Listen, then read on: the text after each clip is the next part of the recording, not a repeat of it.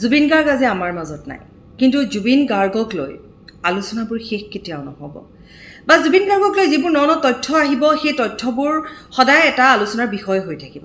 তাৰ মাজত অহা এটা আশ্চৰ্য বুলিয়ে ক'ব লাগিব যে জুবিন গাৰ্গ প্ৰকৃততে কি আছিল বা জুবিন গাৰ্গ কি নাছিল।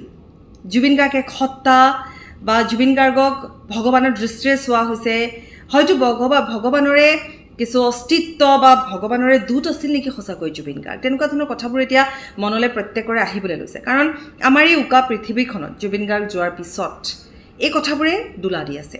জুবিন গাৰ্গে কিমান গীত গাইছিলে? জুবিন গাৰ্গে প্ৰায় 38,000-ৰ পৰা 40,000 গীত গাইছিলে, যিখিনি ৰেকৰ্ডেড গীত।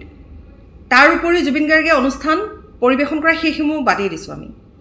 এটা কথা হৈছে, জুবিন গাৰ্গৰ জন্ম হৈছিলে 1972 চনৰ 18 নৱেম্বৰত। অৰ্থাৎ এতিয়া যদি আমি মুঠ হিচাপ কৰোঁ তেতিয়াহ'লে জুবিন গাৰ্গ জীয়াই আছিলে প্ৰায় 19,299 দিন। এই 19,299 দিনত জুবিন গাৰ্গে 38,000-ৰ পৰা 40,000 গীত গাইছিলে। আকৌ কৈছোঁ যে অনুষ্ঠানসমূহ আমি বাদেই দিলোঁ। এতিয়া কথা হৈছে যে তেওঁ যদি 18 বছৰৰ পৰা গীত গাইছিলে, তেতিয়াহ'লে 18 বছৰৰ পৰা তেওঁ 34 বছৰ গীত গাইছে, অৰ্থাৎ 34 ইয়াৰ্ছ তেওঁ গীত গাইছে। 18 বছৰৰ পৰা তেওঁৰ মৃত্যু পৰ্যন্ত তেওঁ 34 বছৰ তেওঁ গীত গাইছে। এই 34 বছৰত তেওঁ প্ৰতিদিনে কিমানকৈ গীত গাইছে জানেনে, বা ৰেকৰ্ড কৰিছে জানেনে? প্ৰায় 2 বা 3টা গীত তেওঁ ৰেগুলাৰ গাইছে, প্ৰত্যেক দিনাই গাইছে, প্ৰত্যেক দিনাই ৰেকৰ্ড কৰিছে। অৰ্থাৎ তেওঁ যদি আমি লিপ ইয়েৰসমূহ বাদ দিওঁ তেতিয়াহ'লে মুঠ 12,410 দিনত তেওঁ এই 38,000-ৰ পৰা 40,000 গীত তেওঁ ৰেকৰ্ড কৰিছে, সম্পূৰ্ণ হৈছে। গতিকে তেওঁক আমি কি ক'ম?